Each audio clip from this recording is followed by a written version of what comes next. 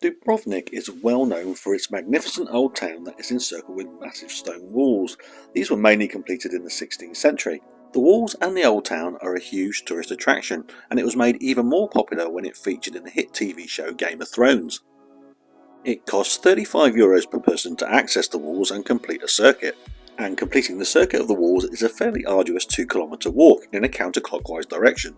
Most visitors access the walls at the main entrance at Pile Gate. However, you can also access the walls at St Lucas Fortress and also at St John's Fortress.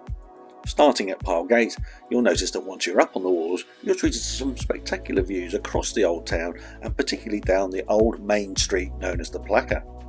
And the Church of St Ignatius sits prominently above the rooftops. And peeping over the wall's parapet, you're treated to some amazing views across to the Fortress of St Lawrence. The walls get incredibly busy, and to avoid queuing as you progress around the walls, you need to really access them first thing in the morning or shortly before the walls close, bearing in mind that it takes 1.5 to 2 hours to complete a circuit. The first bastion you encounter is Fort Bakar, and you can climb right up to the top, and this provides some spectacular views across the town but also further views across to Fort St Lawrence.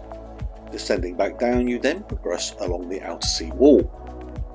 This is an absolutely stunning section of the wall, and as you climb you're treated to some amazing views across the bay. And it's here you'll encounter the first of 5 cafes that are situated on the actual wall walk itself. These are great spots to enjoy an ice cream and a drink in the hot sun, but also to use the toilets. And of course the views whilst you relax are absolutely stunning. And looking back across the town you get an idea for how far you've already walked, but also how far you've got to go. Refreshed, you can resume your trek along the sea wall. And even if it is busy, there are so many spots where you can stop, pause and grab that photo opportunity. As you approach the Tower of the Star and the Bastion of Holy Marguerite, you'll notice the famous and amazing Boozer Bar perched on the rocks overlooking the sea. Unfortunately, you cannot access the bar directly from the walls, and you will have to descend from the walls and make your way back here where you can access the bar through a hole in the wall itself. This is highly recommended, and it's quite an experience just to sit here, enjoy a drink and look out across the bay. The wall walk then progresses along the Bastion of St Etienne, and then you're treated to some more views across the old town and towards the Church of St Ignatius. You then begin to descend towards the Bastion of St Saviour, and here you'll find the Salvatore Bar, the second of the cafes that you can find on the wall walk itself. It's then a short section of the wall before you reach the Fort of St John, which is also one of the entrance points to the wall walk itself.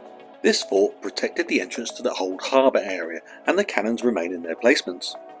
Descending down from Fort St John, the wall walk continues around the back of the harbour area itself, and you're treated to some really fine views across the harbour where boats still come and use it as a fishing port. And on this section you're treated to views of the tower of the Cathedral of the Assumption of the Virgin Mary, but also the tower of the Church of St Dominic. All the way round it's fascinating to watch the life of the old town unfold in the streets below. Leaving the harbour area, the wall then climbs and ascends again up towards Fort Revelin and the Plocher Gate. You are now on the highest section of the walls, and this is where you are treated to some of the best views across the old city area. The walk then progresses towards the impressive Minchetta Tower, and there are more cafes and bars along this section of the walk. The Minchetta Tower houses a first aid station, and it's definitely worth a climb up to the roof. This is the highest vantage point across the old town area, and you can pretty well see everywhere you've walked so far. Be warned though, the steps up and back are pretty steep. At this point you know you're near the end of the walk, and you can do an entire loop of the Minchetta Tower if you want to get a few extra steps in. And then you descend back towards the Pile Gate and where you started. And this is where you then descend off the walls back into the main town street, the Plaka.